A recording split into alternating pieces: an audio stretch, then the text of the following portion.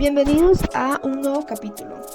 Hoy exploraremos cómo la filosofía ha evolucionado desde la patrística en la Edad Media hasta la modernidad, desde la subordinación de la razón a la fe en la patrística y la escolástica hasta el auge del racionalismo, el empirismo y el idealismo en la modernidad, con pensadores como Descartes, Kant y Marx. Un viaje fascinante desde una visión teocéntrica hasta una perspectiva racional y científica. Acompáñanos.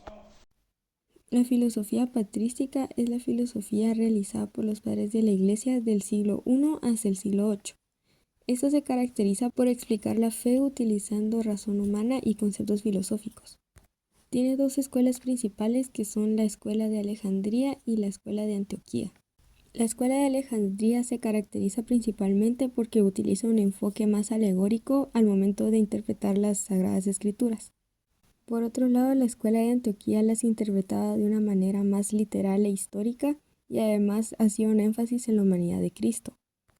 El principal exponente de la Escuela de Alejandría fue Clemente de Alejandría, que integró la filosofía platónica con la teología cristiana, interpretando el logos como el mediador entre Dios y el mundo. Y en la Escuela de Antioquía fue Diodoro de Tarso quien enfatizó la distinción entre la naturaleza divina y humana de Cristo. ¿Sabías que la edad medieval de la filosofía no solo se centró en la fe, sino también en la razón? ¿Cómo influyó este periodo en nuestra forma de pensar? La filosofía medieval abarcó desde la caída del Imperio Romano hasta el Renacimiento. Fue una época dominada por la influencia del cristianismo, aunque también se rescataron ideas filósofos griegos, especialmente Platón y Aristóteles.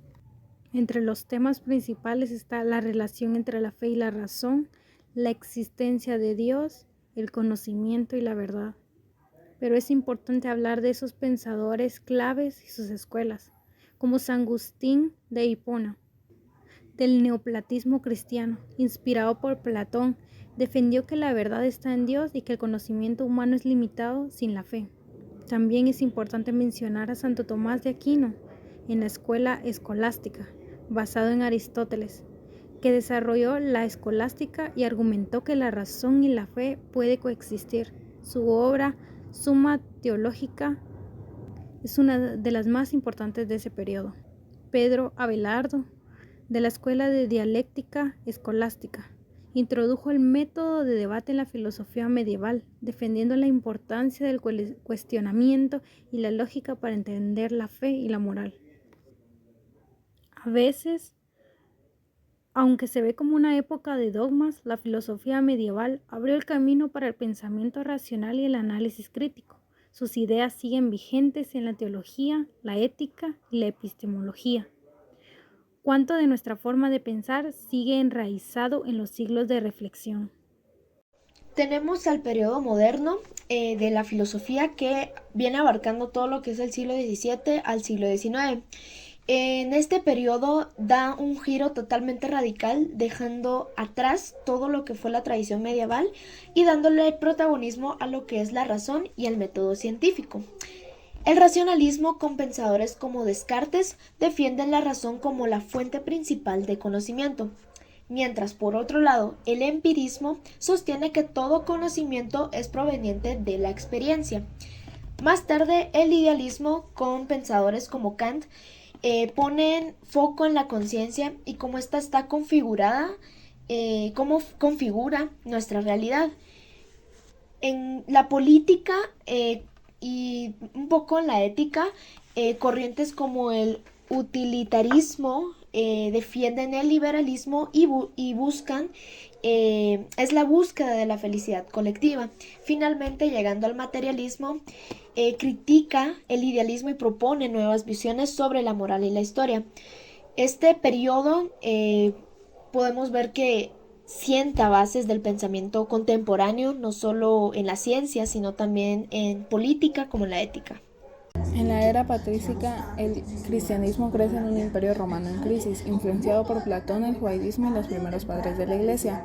Se debaten temas claves como la relación entre fe y razón, la naturaleza de Cristo y el problema del mal. Concilios como Nicea en 325 sientan las bases del dogma cristiano. En la Edad Media, la filosofía aristotélica entra en juego gracias a pensadores islámicos y cristianos como Santo Tomás de Aquino. Surge la escolástica y el poder de la Iglesia domina la política, mientras las cruzadas y el auge de las universidades transforman el pensamiento. En la época moderna, el Renacimiento, la Reforma Protestante, el avance de las ciencias sacuden la autoridad eclesiástica, el racionalismo y el empirismo debatan el conocimiento, y la Ilustración impulsa la secularización y la libertad religiosa.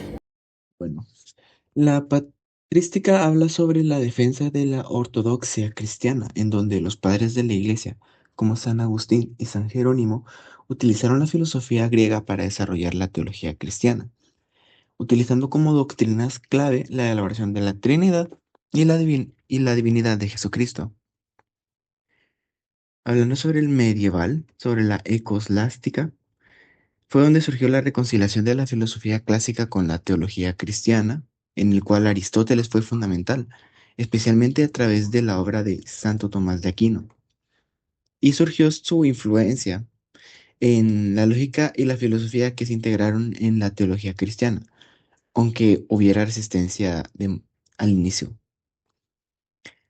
Y el moderno sobre el enfoque en la razón y la experiencia individual, en las cuales figuras como René Descartes promovieron el racionalismo y el método científico, alejándose de la teología. Y así la filosofía ha recorrido un largo camino desde la patrística hasta la modernidad, transformando el pensamiento humano y abriendo el camino hacia el mundo contemporáneo que conocemos, desde la relación entre fe y razón hasta las bases del conocimiento, política y moral. Cada etapa nos ha dejado ideas que siguen influenciando cómo entendemos el mundo hoy en día. Entonces, yo les hago una pregunta. ¿Hasta qué punto la filosofía puede conciliar la fe y la razón sin que una subordine a la otra?